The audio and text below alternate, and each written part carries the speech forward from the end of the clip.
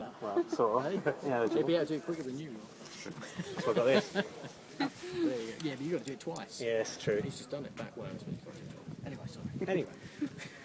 Right, either as a competitor or a spectator, or preferably both, Yeah. which British Grand Prix stick out? Probably the 87 Okay. with Nigel and PK and the wheel nut and the comeback and the 11 fastest laps and then wheel to wheel into Stowe and then was it like 2 laps in the end or whatever it was. And that, although that wasn't sort of the height of Mansellmania, that one sticks out. I was doing F3 that weekend with Damon, so that one sticks out just because the race that it was. I do remember the buzz of the crowd that was sort of going with it. So yeah, 87, good old night.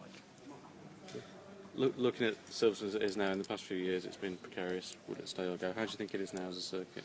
Well, it's one of those things. It's sort of there's always the criticism that seems to sort of come, and Bernie always seems to be sort of the major one who's doing it. But if you base it on when I first came here in about 84, 85, which was almost the old style circuit as it was, the amount of changes that have gone on over the years, some have been good, some have been not so good, but they've always adapted it, and I think the track that we've got today even has still got the old Silverstone high speed, fast corners and some technical ones to go with it, which is sort of goes back to almost, maybe not the original circuit, but basically when I was coming up, that's the type of circuit that it was. So they've adapted to it a good while, I don't know, about 6-7 times now I think they've changed it from probably the 84, 85.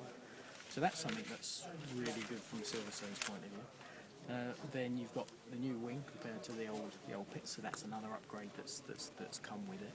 So basically what I'm saying is, from a European perspective, Silverstone to me has been the top of the heap as far as adapting to what when Formula One changes, and from probably from Jackie's time to Damon and Derek, I think they've turned this place around. They've put it in a very good place within the calendar, because it's still popular with the drivers, it's still popular with the fans. There's still some great racing that goes on. They're very fortunate though, they've got F1 and Superbikes and MotoGP and GT and sports cars and everything else, so they've got sort of everything that comes in now, and it's centralised here at Silverstone. But what is special is when they've adapted the circuit and changed it, and when they have listened to drivers to say, well, that's not very good, so they've actually then adapted it again. You know, when I won here in '95, Stowe was horrible. It's a horrible Mickey Mouse thing, and then they changed it. Sort of, it's a mid between the old Stowe and that horrible 90 degree. So that was changed. Cops, I remember they changed that once, and it was horrible. But now it's back to sort of a fast one. So again, that's what I've liked about what Silverstone BRDC have done. Do you think Formula One as a sport would be damaged if there wasn't a British Grand Prix? I think there is still the historic link that you have to the running of the Grand Prix here, but also with teams that sort of still around it from Force India across the road, down to Lotus and Caterham, and we were sort of all scattered around. Cosworth is obviously still in Northampton. I'm not sure we're going to see those, or probably not going to see those next year. So they've always been part and parcel of Formula One. James's car. Is that James's car? Oh, that's a Philip. Oh, they didn't bring James. You're going to go home? That's the wrong one. 23. No. Well, I know they've got it at the factory, so I know they're doing it up. But I think that was meant to be for this 50 years of McLaren, which isn't going to happen. Philip Early on the side. Idiot. Anyway, what was that question? Could Formula One survive without? Oh right, yes, okay. Yeah, it could survive, yes, but I think it would be wrong to take it off the calendar, because it's still such a great track, and the drivers still like coming here. And as I've said before, the important factor is they do adapt the circuit to the changes that Formula One brings. Now, if they're doing that, there's no reason on this earth why they should be taken off the calendar. It should stay, yes, for sure. How do you think the Brits will fare this year? Well, I suppose Lewis has the best chance.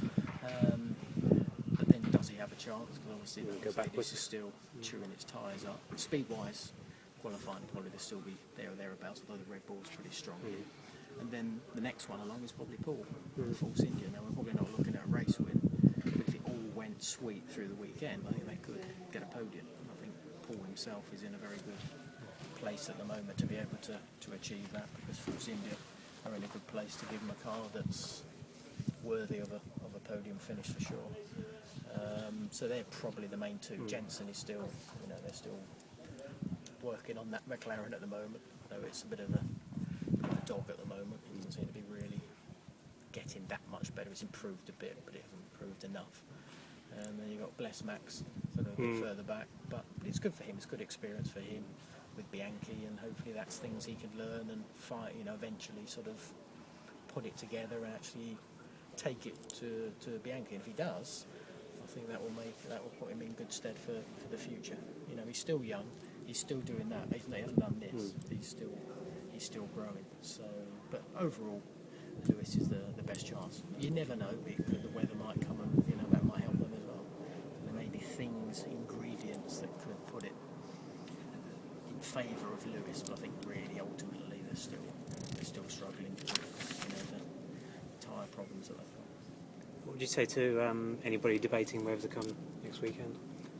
Well, I think they should come, because I think the whole event from sort of Friday through to Saturday and the build-up you get sort of coming into Sunday it's always has been an immense one to come to, because the crowd and the support that they always give the British driver is brilliant, and that being involved with that atmosphere as a fan, but also as a driver, you do sort of feed off of that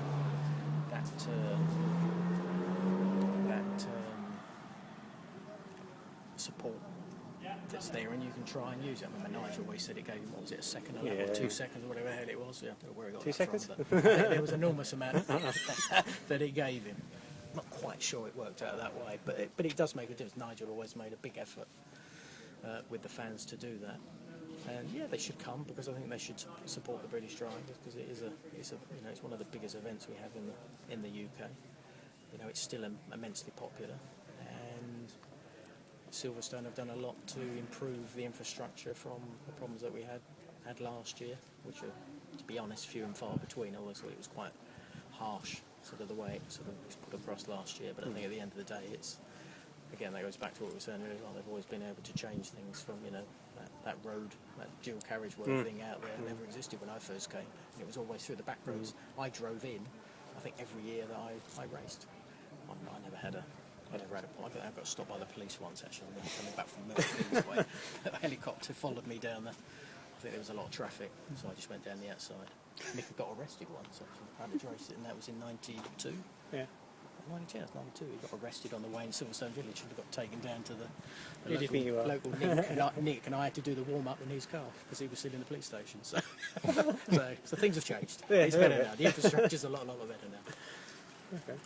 How much is it of it? You've said it's a fast-flowing circuit, Yeah. and how important Mansell was always working well with the crowd. How important are the fans and the circuit? Is it 50% fans, 50% circuit? From a driver's point of view. Well, from a driver's point of view, I suppose the first thing we're interested in is the track, because the track's got to be a challenge. And as I said, they've changed it over the years, and I think even the track we have today is a good challenge, because we have the old Abbey that sort of went left there, the old classic Abbey is sort of coming back, but now it goes right. So you've got that sort of fast corner back. Some people say, oh, we've lost Bridge and it's going to be terrible, but Bridge is Bridge has changed, but now we've got Abbey. So you've got that nice corner there. And you've got sort of that technical one, which is not F1-y in a way, which is the loopy thing. Yeah. But it's okay. It's not a big problem. You've got to be smart on how you use the loop to sort of come out onto Wellington Straight to pass, as we saw last year. So I think that works out. We've still got the old sort of Brooklyn-Luffield bit, which is quite difficult. It was always difficult, even when you went through Bridge. So that's still there. And then you've got the wonderful sort of flow into Copse, and then through the Becketts and all, then up the top, of course, then round Stowe. And then that final little tricky one. That's a quite tricky little thing now, because it used to be sort of the old days when it was quick. It was nearly flat, or sometimes in the good cars flat, and then they put the chicane in, and then it was just a long curvy one. Then they've changed it when they put this in, and it's just the cars are right on the edge now, which is really good when the tyres are a bit tired. So it's got the challenge. So the drivers are like it, but of course then you've got the crowd that sort of really do get into the F1 mode when it comes onto Sunday. And the drivers feel it, and as British drivers, as I said before, you do feel it. You do try and sort of take all of that into account, and then try and do sort of a better job.